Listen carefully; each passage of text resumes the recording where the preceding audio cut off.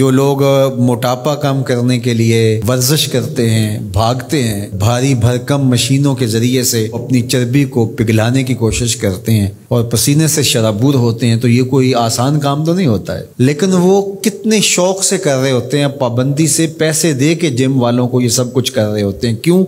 کہ انہیں پتہ ہے کہ جسم کی فاضل چربی جو ہے اور اضافی مادہ جات جو ہیں وہ ختم ہو رہے ہیں اور میرا جسم توانا، چست اور تندرست ہو رہا ہے، تو وہ اس سختی کو پیسے دے کر بھی گوارا کرتے ہیں۔ اور ہمیں اگر یہ محسوس ہو جائے کہ یہ لوگوں کے تلخ رویے، لوگوں کی باتیں اور یہ آنے والی تکلیفیں، یہ بیماریاں، یہ سب کچھ ہمارے گناہ گھٹاتی ہیں، تو ہم تو پیسے دے کے لوگوں کو کہیں کہ لوگ ہمیں تنگ کریں اور ہمارے گناہ مٹ جائیں۔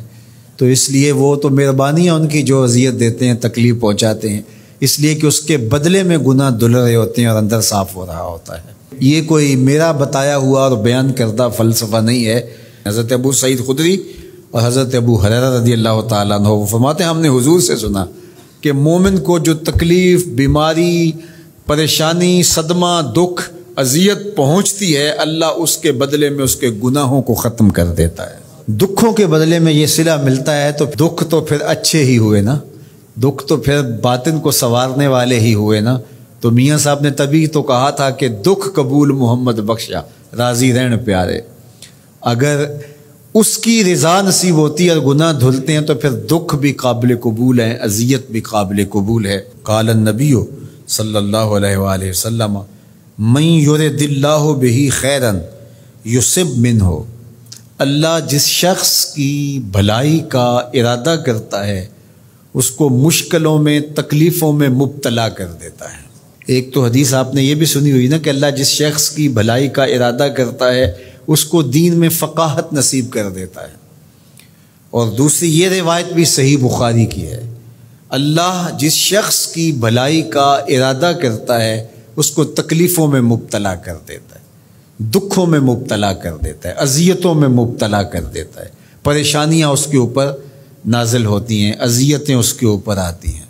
تو اللہ سے پیار کوئی سستا سودا تو ہے نہیں، سب سے بڑی نعمت ہے اس سے پیار کرنا۔ اور پھر وہ بندوں کو آزماتا ضرور ہے۔ میں اور آپ ہوتے کون ہیں؟ پیغمبروں کو آزمایا گیا ہے۔ حضرت ابراہیم علیہ السلام اللہ کے خلیل ہیں، خلیل کہتے ہیں گوڑے یار کو، لیکن آپ دیکھتے ہیں کہ جن آزمائشوں سے ان کو گزارا گیا ہم تو تصور بھی نہیں کر سکتے۔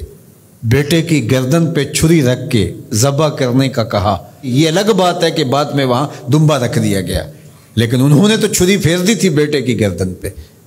یہ کوئی آسان کام ہے؟ جلتی ہوئی آگ میں چھلانگ لگا دینا یہ کوئی تماشا لبے بام ہے؟ لیکن کر گزرے نا۔ یاری تیری سونا پر ازمیشاں تیریاں اگ، سونا پرکھیا جاوندا ہے نال اگاں دے لگ۔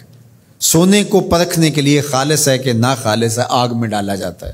تو زندگی میں جو تلخیاں، تکلیفیں، اذیتیں، پریشانیاں، دکھ، مصائب، آلام، کمزوریاں، محرومیاں، بیماریاں اور دقتیں، ٹینشنیں، پریشانیاں، اپنوں بیگانوں کی طرف سے پہنچائی جانے والی اذیتیں، لوگوں کے کھردرے رویے، سخت بے مروتیاں، بے وفائیاں اور موسموں کے تغیر و تبدل کی وجہ سے جو اثرات مرتب ہوتے ہیں اور ہماری معاشرتی ناہمواریوں کی وجہ سے جن تکلیفوں کو آئے روز ہمیں سہنا پڑتا ہے، گلی سے گزرتے ہوئے لوگوں کے رویے اور جو کچھ ہے، ان سب چیزوں کو آپ جو ہے وہ صبر کے ساتھ برداشت کرتے ہوئے آگے بڑھیں اور اپنا مطمع نظر اللہ کی رضا کو رکھیں گے تو اس کا لازمی نتیجہ یہ ہے کہ اللہ اس کے بدلے کے اندر آپ کو بہتر صلہ عطا فرمائے گا، بہتر اجر عطا کرے گا۔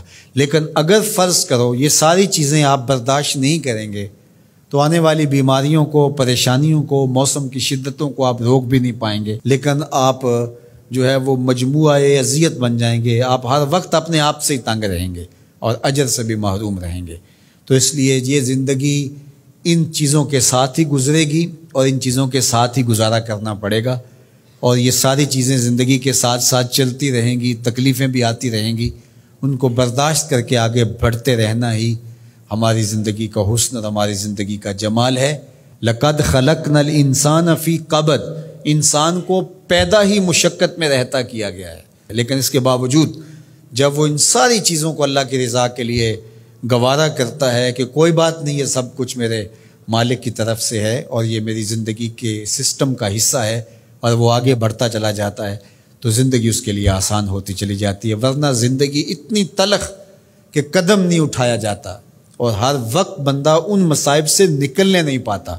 یہاں زندگی کی جو تلخیاں ہم دیکھ رہے ہیں، راستے میں پڑے ہوئے کوڑے کے ڈھیر، ابلتے ہوئے گٹر، اور جس طرح لوگوں نے تھڑیاں بڑھائی ہوئی ہوتی ہیں، اور جس طرح لوگوں کے رویے ہوتے ہیں، اور جس طرح جو ہے وہ لوگ رستے کے اندر چیزیں کھڑی کر کے چلے جاتے ہیں، اور لوگوں کے اس وقت ایک دوسرے کے خلاف نفرتوں سے سینے بھرے ہوئے، تو زندگی تو گزرے نا اگر بندہ اس کو درگزر کرنے کا مزاج پیدا نہ کرے۔ لیکن ظاہر ہے حساس آدمی تو حساس ہی ہوتا ہے، ان تکلیفوں کا اثر تو دل پہ پڑتا ہے، لیکن اس کا جواب نہیں دیتا۔